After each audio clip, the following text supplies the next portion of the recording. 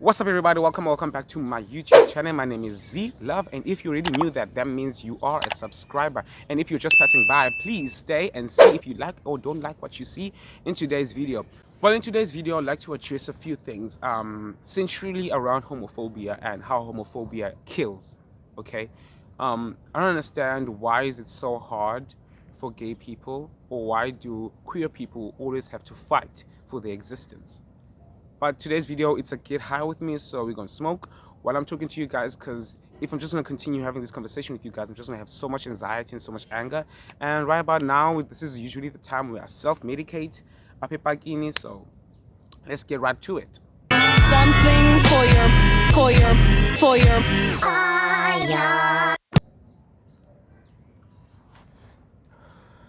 Okay, as a young black gay man, I would often see on television or hear from my parents or from peers or society bantwini ekuhlaleni, whenever people would see a gay person bizela gama imofi, stabane, or it always had bad connotations. And whenever you were sensitive as a boy child, was ndona wena wasikwa ngusisi, ndona wasikwa imofi, ndona wena, you know and it was something that was made for us to be afraid of. Okay, even to this day, I hate that term. For me, that term is equivalent to someone calling me a faggot or being called a kafir or a nigger if you're from another country. So from a young age already, it's already so difficult as a young black gay child to come into terms with the fact that you are different, that you stand out, and that you are not the same way as all the other boy children. I'm saying from my experience right now, but if you are a female, you know what I'm talking about. How you are different. Even when you're going through puberty, you'd start noticing people differently. Like that's where your feelings, your interests come in, your preferences come in, and when you realize it's different from other people's or from your peers, you're in a state of anxiety because we got to be labeled as something that you don't want to be labeled as. And then now we're trying to carry ourselves differently, trying to mimic how our peers carry themselves, how our straight peers are carrying themselves. And then now we mimic that actions. We're trying so much to be straight, basically, especially for the feminine gay guys or the masculine females. I mean, I speak about the females because I don't know anything on that regard, so I'm just going to speak about my experiences. Like, you try so hard to be someone you're not. Okay, you are trying to bury your existence just so you could be approved of and be liked and be accepted, be endowed, and be, you know what I'm saying. So from the young age, it's already tormenting enough, it's already traumatic enough that you have to hide who you are until a certain point in your life, a certain point in your teenage years, for some people, myself, when you have the courage to be like, okay, yeah, I'm gay, and not really give a shit. Okay, because you've already crucified yourself, you've already said all the bad things anyone could ever say about you to yourself. And even then, when you accept yourself, I feel like it's more so when you accept yourself for who you are, when you start getting attacked, you start being some sort of target for people. You're a target for the straight men in your society who present themselves as straight, but they're in the closet. And you're a target for them because now they're going to want to lay with you. And then when you don't want to do that, shit could go wrong. Shit could definitely go wrong. Let me tell you a quick story. On Tuesday, I was walking home, and then this drunk guy gave me a high five. Okay, I was walking by, I was walking other direction. We gave each other high fives, and then as I was walking, he grabbed me from the back and hugged me. Okay, and it was very uncomfortable. Like, it was a very, very uncomfortable situation. I didn't know what to do. Okay, but I told in my head, I was like, calm down, calm down, calm down, because I didn't know if I reacted in the situation, or if I gave him a reaction, a lot of shit could have gone wrong. Because one, he was drunk, and two, he was way old. Like, I don't know why I attract guys that are so old. But yeah, He was old, and I would have lost the battle, guys. If I reacted, a lot could have gone wrong. And I feel like this is the same thing that happened to Andile. Lulu, as you guys would know, who passed away and was murdered and butchered because he was gay. And apparently, this guy, allegedly, the person who did this to him, was someone who was trying to get with him at a tavern. And when they couldn't get with him, that was their reaction. They murdered, butchered him, and then dumped his remains in a shallow grave. Like, I really.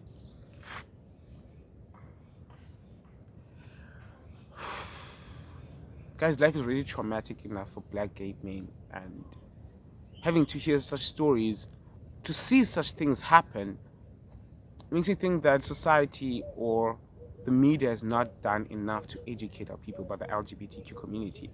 And maybe the fault is on our side also as the LGBTQI community, where we've let the straight people get away with so much.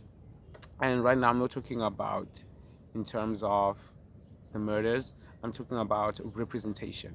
I'm talking about queer representation on our television screens, in our books, at our schools, in everything that we see. As much as we're bombarded by heterosexual activity around us on television, in our books, in our Bibles, everywhere, even at home, we need integration. We need to see ourselves on our TV screens. Okay, I'm not saying there aren't any programs that are showing, giving queer representations very well. Kaya Dladla plays a beautiful role, Gachisi.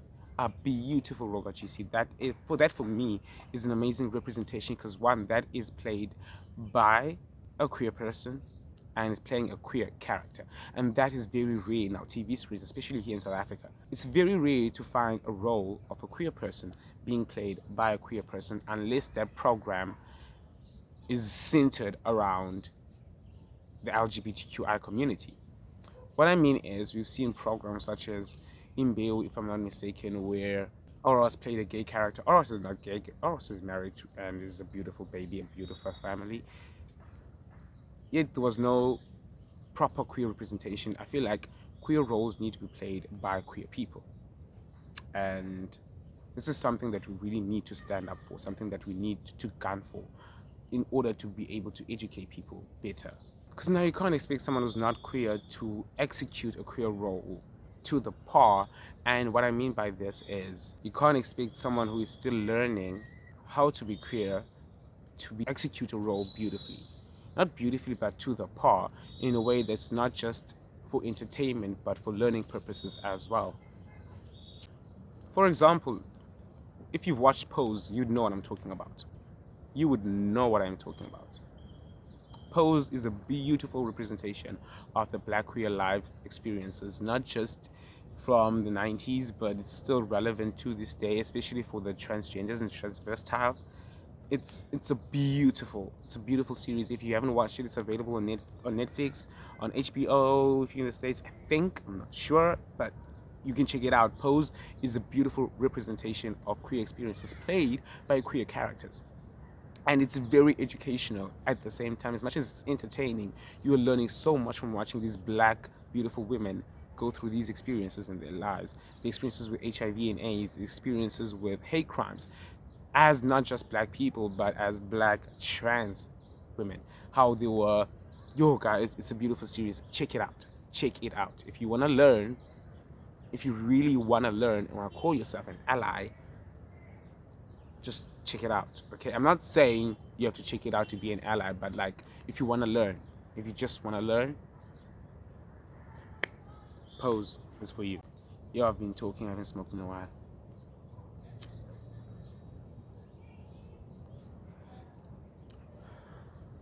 And also, you can't call yourself an LGBTQI community's ally or activist or an advocate, and when you are needed, you're not gonna say anything or do anything. Like England can't call itself an ally to the US, and then when shit hits the fan, Argentina just fold their arms and not do anything. Like, they can't do that. Like, if you're an ally, you're always gonna have your allies back, right? What I mean is that there's so many people out there, especially your celebrities, who call themselves allies to the community, But when shit hits the fan, like it did now with Andile / Lulu, no one said anything. No one was saying anything. All those people with big platforms, those people who had impact, those people who could not make a change, but use their platforms, not just tweet, not just make videos of them talking, but actually use their brands, use their associates. Like they get so much benefits from calling themselves the allies of LGBTQI community. Take Stephen Gacy, for example. Wardress, everyone called him an ally. He put himself as an ally of the LGBTQI community, but when he was called to the table, Ulawati, watch your tone. In times like this, no one's feelings is to be considered. Okay, no one uzokuteketisa omnye umuntu ngokubana sicingana feelings zomnye umuntu. When people are dying out there, there's no time babesingonyenyenye sicingana nawo uba uzothetha. It's fine, we're not gonna force you to speak. If you don't wanna speak, don't speak. That's on you, okay? That's on you. And obviously you can't force you to speak. Like, Pearly Gates said, we can't force people to speak on something that they're not emotionally ready about, okay, or mentally ready about. We understand we all have our own mental health issues, but guys, when it's time to revolt, there is no time to be nye. I remember at church this year, well, this was said a lot. My pastor said this a lot. When it's time to revolt, if you're sick of your situation, there is no time to be nursing your feelings. There is no time to be nursing anyone's feelings. When people are dying like this, there is no time. Like Uzuki did. We are angry, we are right. Then We do told not you the have story time. of the young lady. Shut the up, dude. Shut the We've been getting Actually, you every is day. that Shut the we up. agree that that person has been arrested. There was no time to listen to Mikini while people are dying, okay? Or women who are being killed are still being killed, which is so fucking disgusting. And this also goes out to people who call themselves the GBV activists. You can't be a GBV activist if something that goes on in the LGBTQI community, which is in a whole entire agenda itself, queer agenda, and not do anything, because that is a form of GBV. That is. And if you call yourself an activist and you're not going to do or say anything, in times like these, they might as well just shut your mouth forever. Like, you might as well just shut up on all situations and not even put yourself as an ally to anything, because basically you do not know when or when not to put up the mic. And I feel like if you have a big platform like that, you should have the mic at all times. Having the mic like you go on stage, you out there using your platform for change, okay? And actually make an influence. You call yourselves influencers, but what the fuck are you even influencing? How people should do their makeup? Seriously? Can't you just use your platform for something bigger than that?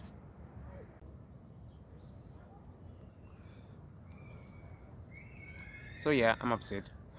Like, I'm really upset right now. That we still have to come down, that we still have to sit down and have these kind of conversations in 2021. That there are still people out there who feel entitled to other people's bodies, to other people's lives. It's disgusting. It's upsetting. We gotta teach our children. We got to teach our children better, guys. Like, we got to. Like, I feel like our generation is the one that's responsible right now to teach their kids better, because fuck. And you might not take homophobia seriously, right? But homophobia, like, is very much on the same level as racism. If you understand racism, you understand homophobia. They both kill.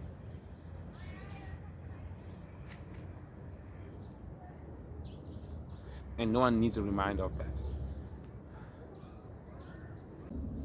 How many more people to lose their lives to disgusting men until this all ends? Like, when will it end? When will gender-based violence against women end? When will femicide end?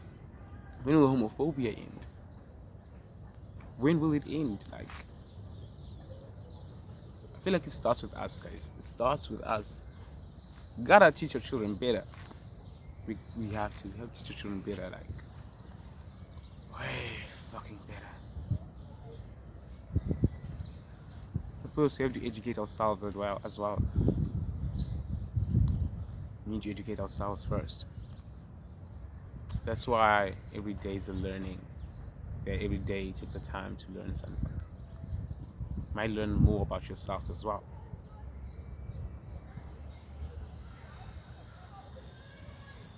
Okay, so that's it from me, guys. Like, I don't know what the fuck is going on with this weather, but that's it from me. And so if you like today's video, please go down below, hit that like button, hit the subscribe button if you're not a subscriber, and I hope you're here to stay. And hit this notification bell so YouTube can notify you every time that I post a video. See you guys soon, very very soon. There's some great content coming up for you guys, and I am quite scared, so yeah, see you guys soon.